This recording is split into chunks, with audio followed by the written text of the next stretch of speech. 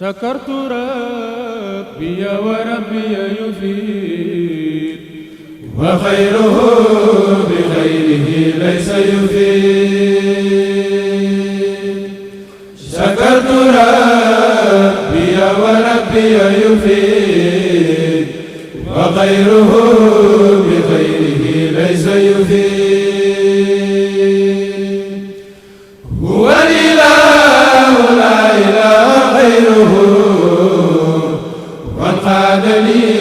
في كل شيء خيره. بسم الله الرحمن الرحيم. الحمد لله رب العالمين.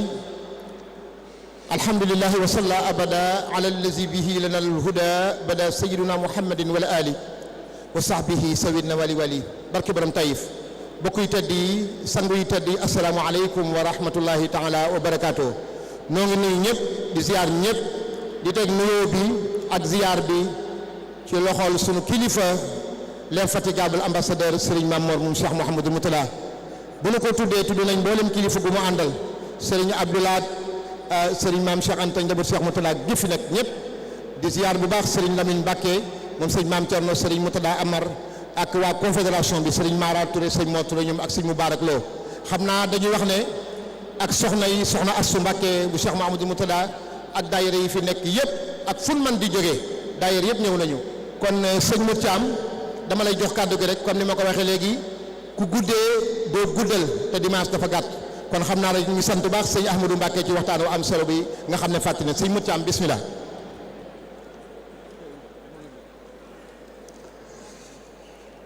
bismillahi rahmaani rahim.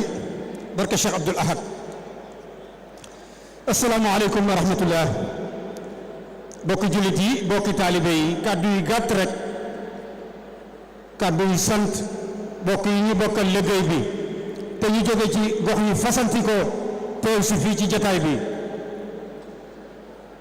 di sant bu baax waa fédération Nord-Ouest waa Touba Veneto Touba Cuneo Touba Novara Touba Reggio Emilia Touba Treviso Touba Parma Touba France Touba Mantova bokk ci waa Touba Brescia ñu leen di sant bu baax di sant ñi fi teew ñëpp bokk yi nga xam ne dañoo jóge ci gox yu sori te yàlla ak jëmmi Serigne Touba tax ñu ñëw teew si fi ñoo ngi sant kilifa yi fi teew yëpp Mbacké ak Mbusoobe ak Fall bàyyiwuñu kenn ci turu jëwriñ Serigne Makhtar Kañ xëy na li ci des sax moom bu jëlee kàddu dana ko yeggale. ñoo ngi sant waa Touba Brescia gépp mbooloo mi ñu àndal liggéey bi nga xam ne gannaaw yàlla lii lépp ñooma ndax ñoo jàpp ci liggéey bi xale yi nekk ci organisation bi ci sous commission yi ci secteur yi yépp nga xam ne daanaka weer a ngi nii ñuy def ay daje di def ay waxtaan ngir bis bi jag ngir bis bi mel nii kon sëñ Maxtaar ne mu ngi leen di sant yéen ñëpp. cant gi jëm ci sëriñ bi nag moom moo koy wax incha allah ñun ñëpp ñu dégg ko ak njabootug sëñ Tuubaa gi fi teew yëpp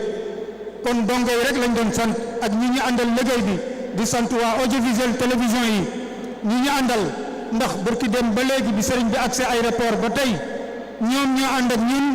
di jotale image yi muy jàll ci àdduna bi ñëpp ji ko teewu mën nañ cee tudd rek Modou Mbaye Thiam Baye Fallou Sëriñ Tuubaa ñu jàmbaar lool ak Abdou Sey Touba Vision tubaarkàlla jërëjëf jëf kon ñu wàcce fooy kàddu yi Cheikh Mbacké. jërëjëf Serigne Mamadou Thiam kon nu jox kàddu waa Ansar mooy waa réew mi dugg ci lislaam ñoom la ñuy wax kàddu sëñ Mbaye Guèye Mbaye waa Ansar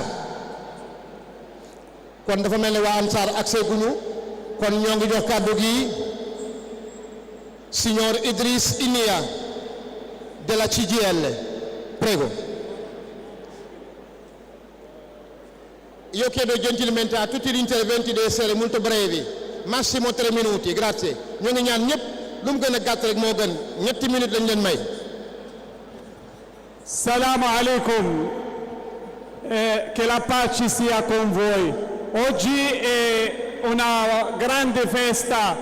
per voi e lo era anche per la nostra religione musulmana. Oggi io sono qua soltanto di condividere questa festa con voi e non soltanto per fare un grande augurio per la pace in tutto il mondo. E come sapete che noi stiamo vivendo un momento difficile a Gaza, in Palestina. È un momento difficile per tutto il mondo, ma lo è per le religioni, per quelle persone che non sono innocenti, bambini, uomini, donne, anziani, che non hanno armi in mano, hanno soltanto la colpa che sono nati in Palestina, hanno colpa soltanto perché loro sangue qualcuno le vede diverso dagli altri. È un mondo ipocrita che ci ha comandato dall'America. E che invito anche in questo momento che siamo in Italia, che abbiamo anche un presidente che continuano a mandare le armi per uccidere i bambini. Un paese di accoglienza, un paese di pace, un paese dove c'è il Vaticano, un paese che non può stare dalla parte di chi usa le armi. Poi non voglio rubare tanto tempo in questo momento, come sapete a nome mio e della CGIL e la Confederazione che sono impegnati oggi per referendum che difende i diritti del lavoratore. Non è un referendum per la politica, non è un referendum per nessun partito, ma lo è per i diritti del lavoratore e lo è per la richiesta di cittadinanza, che è l'unico modo per rendersi cittadini in questo paese che abbiamo scelto per noi e per i nostri figli e per le nuove generazioni. Questo referendum si chiede che non bastano quei 10 anni di residenza per avere la richiesta e altri 4 anni di attesa, ma basterebbero 5 anni che sono già più che sufficienti, perché già in quegli anni per la richiesta si chiedono non soltanto la residenza, ma serve anche un reddito sufficiente. Grazie e scusatemi per Grazie mille, grazie signor Idriss Ilia della CGIL. Adesso chiediamo la parola alla Tiziana in nome della CISL. Assalamu alaikum, buongiorno a tutte e a tutti. Buongiorno eccellenza Serigne Mam Borbake. Saluto Daira Sokna Mam Diarra Buso. Sono Fortunali Tiziana della CISL e a nome del mio segretario generale della CISL bresciana Alberto Pluda qui presente ringrazio la comunità senegalese,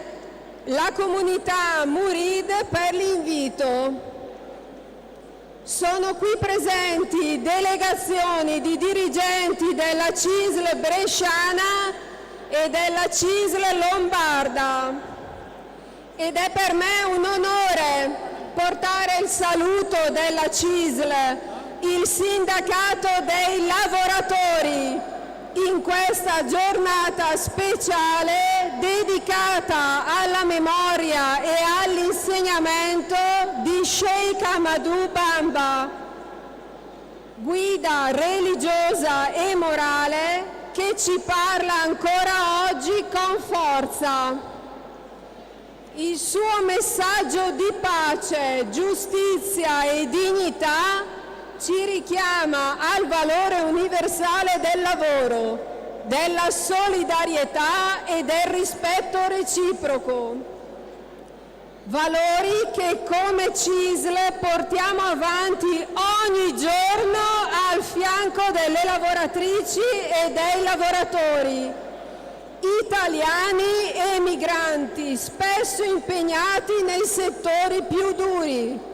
ma portatori di speranza, competenza e dignità. Un pensiero speciale va alle tante persone della comunità senegalese e di altre comunità di migranti che contribuiscono con il loro lavoro alla crescita di questo territorio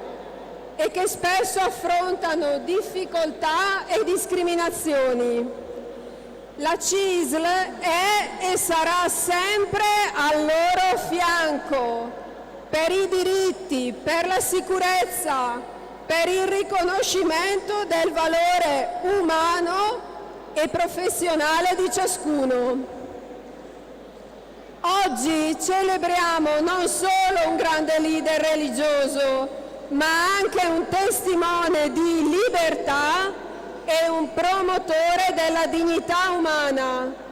Che il suo esempio ci ispiri nel nostro impegno quotidiano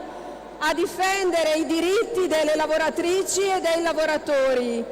ad eliminare ogni forma di sfruttamento e a promuovere una società più giusta per tutti.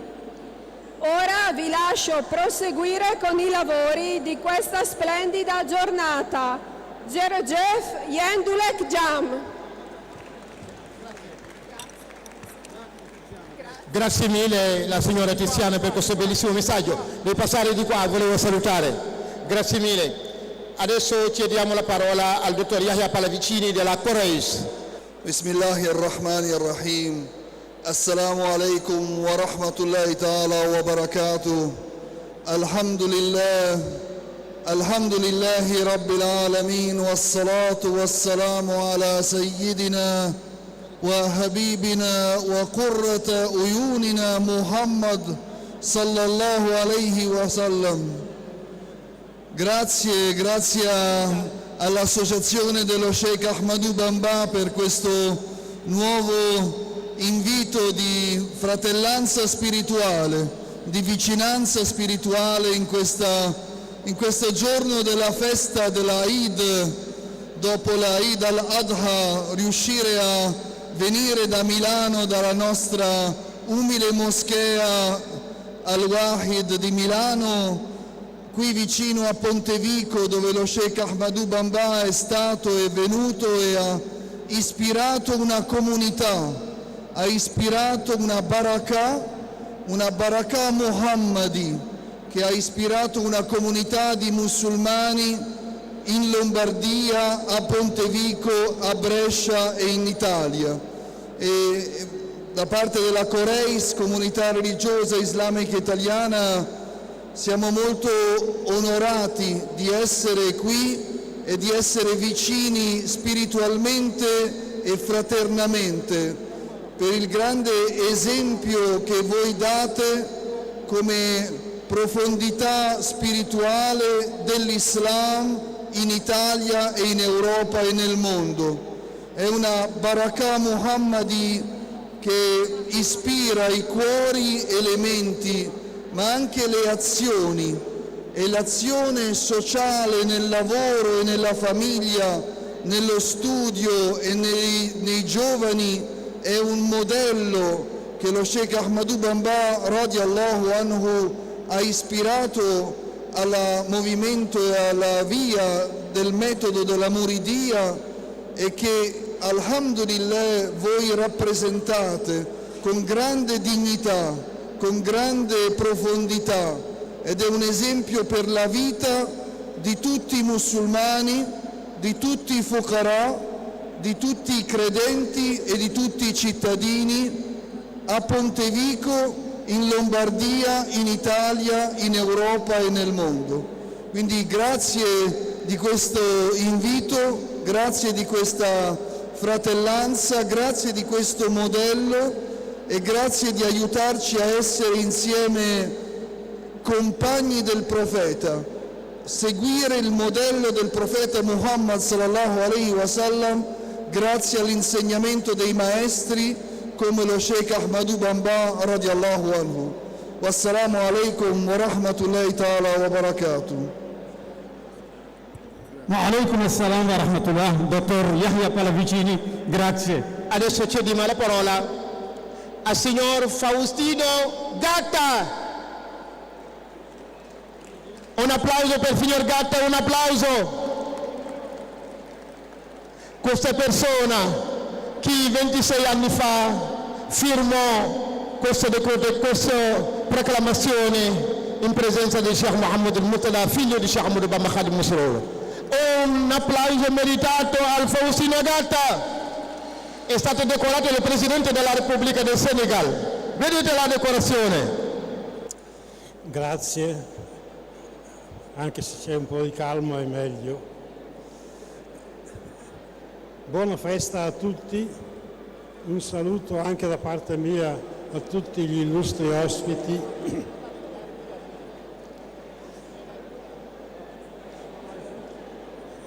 Io ho sempre sostenuto. mbooloo mi ngir yàlla salle bi dafa am écho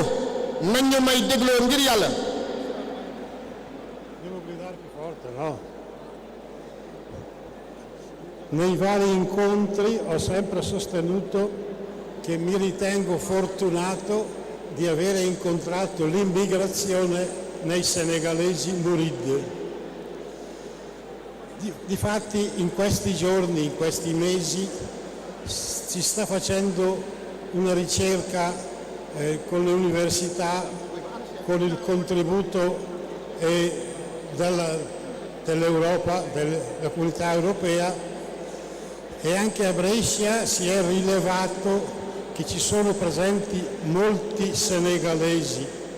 e ci si chiede perché proprio a Brescia. C'è sicuramente una disposizione culturale di accoglienza, ma soprattutto io dico e sostengo che i senegalesi sono benvenuti a Brescia perché sono qui per lavorare e per pregare. E questo è sicuramente per noi un punto molto importante, anche insieme con la preghiera e il lavoro alla non violenza. E io mi chiedo, spero che poi non mi cambiate un po' e non mi mettiate in imbarazzo quando in qualsiasi situazione anche ufficiale sostengo questo, che i senegalesi sono bravi e lavorano. Io adesso vedo che rispetto a 25 anni fa l'assemblea è molto cambiata. Noi vecchi ci stiamo ritirando giustamente, ma ho visto tanti e tanti ragazzi che mi sono un po' meravigliato, che seguono anche loro questo orientamento. Solo vorrei chiedere a questi ragazzi di stare molto attenti con la scuola,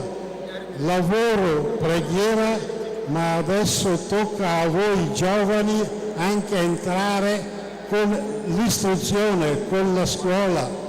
Vedo già laureati, diplomati senegalesi, e questo porta avanti sicuramente non solo le vostre posizioni, ma tutte anche quelle degli italiani. Quindi io la richiesta che vorrei fare questa sera è chiedere, come continua a chiedere anche Mammor, con insistenza, che siate fedeli alle vostre idealità, ma soprattutto che i giovani adesso seguano bene l'istruzione e la cultura oltre che il lavoro. Grazie. sëñ Modou kon ñoo ngi jox kàddu gi sëñ Matar Kanji mi nga xam ne moo jiite jamia Cheikhuna Ahmadou Khadim bu Touba Brescia. sëñ Matar bismillah. Assalamu aleykum wa rahmatullahi taala wa barakatuhu. mbokki jullit yi, mbokki taalibe yi, ñu ngi jël suñu nuyoo ak suñu siyaar di ko teg ci loxob Serigne Mamor Mbacké moom Cheikh Mouhamadoul Mourtada. nuyoo boobu ak siyaar bi di ko jiital di ci def ay ñaan itam ci barkeb Serigne Touba maamam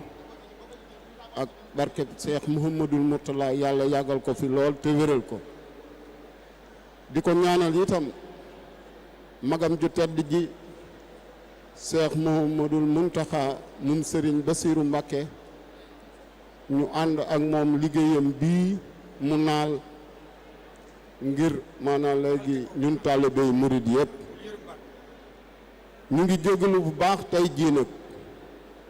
ci mbooloo mi ak teewaay bi ak dagg seen yitte fekk suñu ci bis bu tedd bii te démb itam ñu xam ne beneen bis la woon ci bisi lislaam yi kon mbooloo mi jamiyatu taawuni ala taaxaatillaahi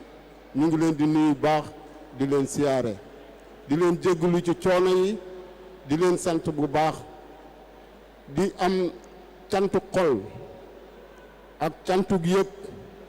ak ab siyaar ci jëmm ju tedd ji fi nekk ak ñun di Serigne Mamor Serigne Mamor mbooloo mii ñoom day bisub Serigne Touba bii moo leen yëkkati juguñu ngir solu juguñu itam ngir maanaam léegi bànneexu wala taaru ci lenn waaye ñun dañoo amul ku du Serigne Touba mu jagaleel ñu loo xam ne bu doon jomb nañu ñu Cheikh Mouhamadoul Mourtala andil ñu ko jox ñu ko ba mu fi jógee ak léegi nga koy doxal ba mu ëgsi fii benn barab boo xamante nii tey jii mel ci mbooloo mas nañ faa dem te melu ni amut kon murid yi ñoom day seen ak bëgg ci sëriñ bi lu wér la dañ leen koy seedeel waaye di la ñaan nga ñaanal ñu jafe-jafe yii nekk ci réew mi yépp jeex dañoo xam ne réew mi mënuñoo ñàkk waaye mënuñoo ñàkk réew mi itam te buñ leen gisee war nañ leen koon jàmbat la ca jëkk nag bokk na ci gone yi bokk na ci itam kër yi ñu ngi sant yàlla bu baax di la ñaanalaat fan gudd wu ànd ak wér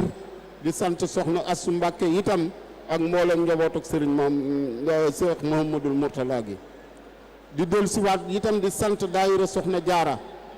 bii nga xam ne soxna Anta Babou itam moo ko jiite kon soxna Anta ñu ngi jël cant gi di ko teg ci yéen di wax rek ñaari baat ba ñett ci italien ndax itam suñ mbokk yii fi nekk nii l'Italia è un paese accoglienza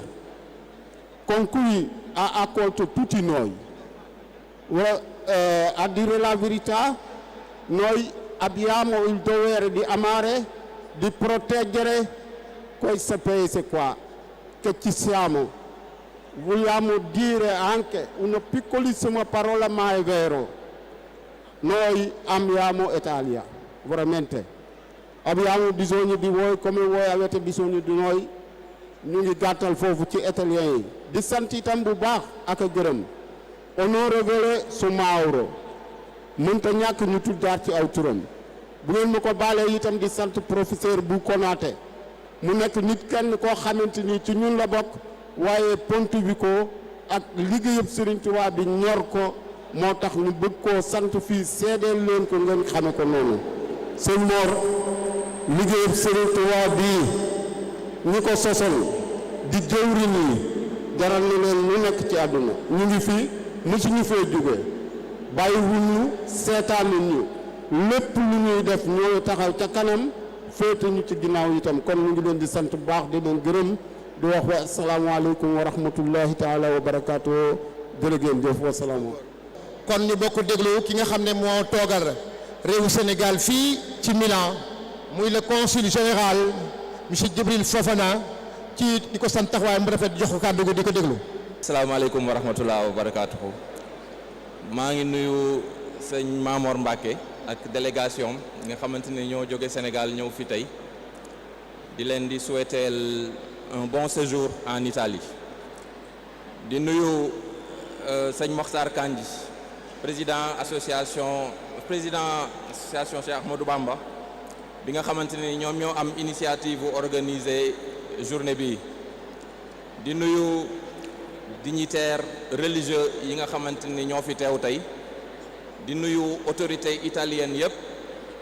di nuyu enfin sama mbokk sénégalais yi muy góor ak jigéen di leen di nuyu bu baax di tàmbali naan que ni man Djibril Fofana maa fi teew tey comme consul général du Sénégal à Milan di représenter wu état wu Sénégal à travers Bassirou Diomaye Faye, à travers le chef de son gouvernement monsieur Ousmane Sonko, à travers aussi suñu ambassadeur bi nga xamante ne ni moo nekk Rome monsieur Ngor Ndiaye di teew si fii tey pour màggal bésu 8 juin bi nga xamante ne ni moom moo ñu fi dajale. di rafetlu bu baax organisation journée 8 juin bi journée bi nga xamante ne ni importance am kenn mënul xam fan la yem. lu koy firndeel mooy ren mooy 26e édition bi journée boo xamante ne day commémorer œuvre sëriñ bu mag bi Cheikh Ahmadou Bamba Khadimu Rasoul. di nuyu kilifa diine yu nekk Sénégal yépp di jël nuyoo bi di ko teg ci loxo sëñ Mamor Mbacke pour mu yeggee ko xalif général Mouride Cheikh Muntaxa koy ñaanal yàlla na fi yàgg lool te wër.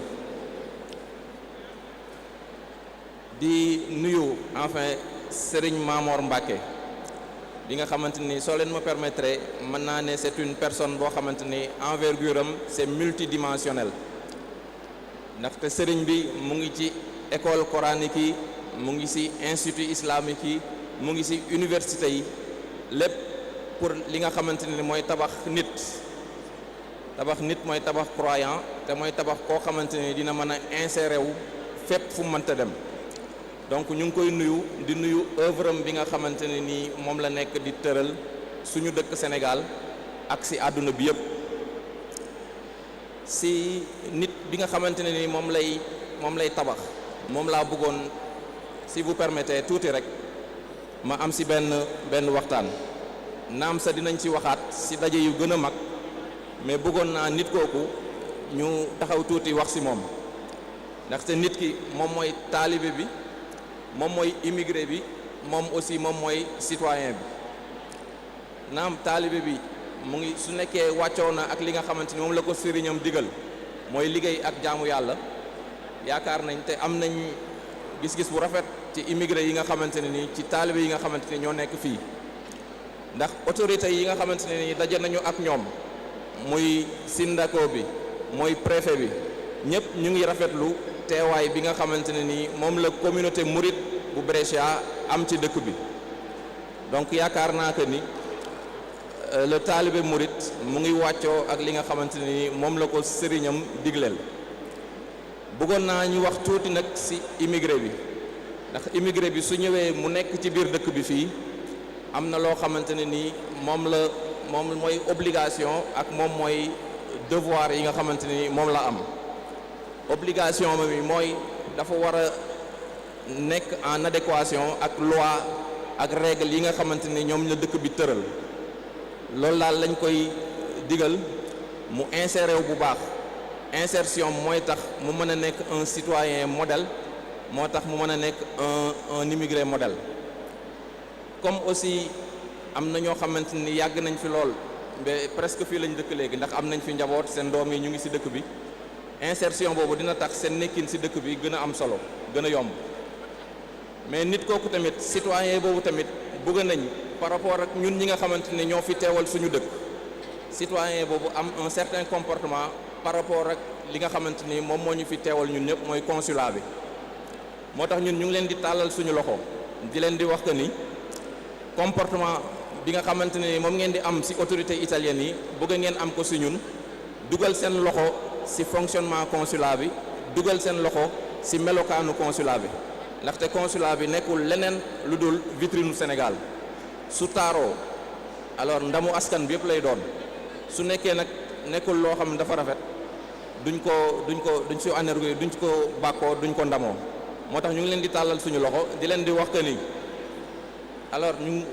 ngi taxaw pour vraiment problème yi ngeen am yëpp ñun ñu ngi ci te dinañ ko saafarawee nu mu gën a yombee ak nu mu gën a gaawee ñu ngi ci waxtaan ak association yi ñu ngi ci waxtaan ak kilifa yi nekk ci gox-goxaan yëpp mais di wax rek ni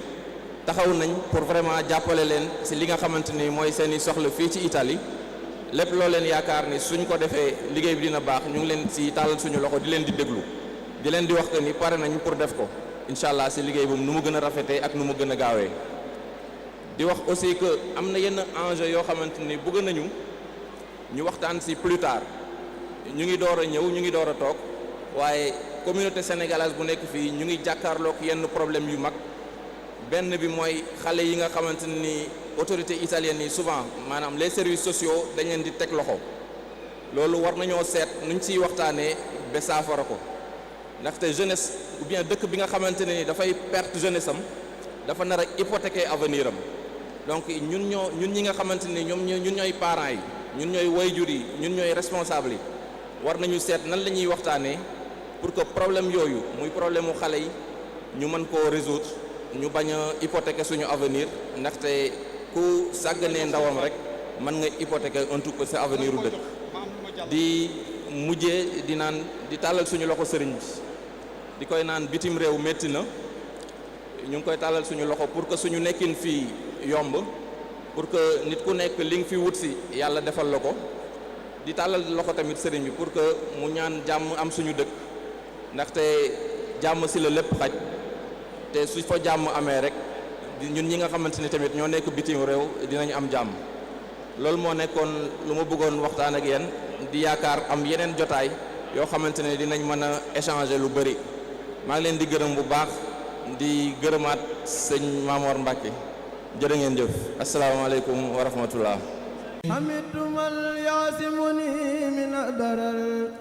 min kulli sayyidatin wa jilin wa fasal